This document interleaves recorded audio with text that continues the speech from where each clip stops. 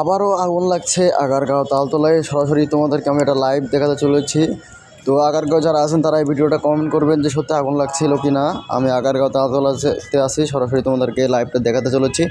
তো আপনারা দেখতে পাচ্ছেন যে আমার এই ক্যামেরা দিয়ে দেখাচ্ছে, যে ক্যামেরা তত বোঝা যাচ্ছে না, বাট যে সামনে আছে সঙ্গীত কলেজ, তার একটু অপোজিটে প্রচুর দেখেন ধোঁয়া উঠতেছে, প্রচুর ধোঁয়া উঠতেছে। আমি হঠাৎ আমি আমার অফিসের ছাদের উপরে গিয়েছি, গিয়ে দেখতেছি হঠাৎ আগুন যেমন লাগলে যেমন ধোঁয়া বেরোয়, যেমন কালো ধোঁয়া উঠতেছে। আমি প্রথম তো মনে করছি যে এমনি কোথাও জ্বালানি আগুন বাহির হচ্ছে, কিন্তু পরে আমি একজনের কাছ থেকে লাইভ করার পরে একজনকে শুনলাম যে মিরপুর 10-এর আগে শেওড়াপাড়ার এই আশপাশে আগুনটা লাগছে।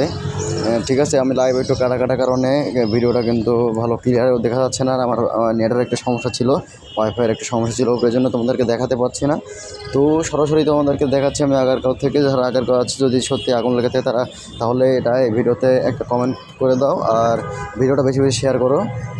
আর যারা ওখানে আছো তারা সাহায্যের জন্য সাহায্য করো, সেখানে হাত বাড়াও। কী হয়েছে সরাসরি সেখানে তোমরা চলে যাও যারা আগারগাঁও তালতলাতে আছো, ঠিক আছে। আর আরেকটা কথা বলি, সবসময় নিজেকে সাবধানে রাখবা। আর আমি যখন আসি বর্তমানে আগারগাঁও থেকে সরাসরি দেখাচ্ছি।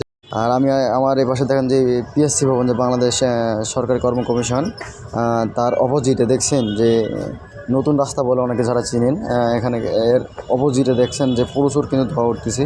আমি আপনাদেরকে সরাসরি লাইভ দেখাচ্ছি, ভিডিওটা সবাই শেয়ার করেন। আর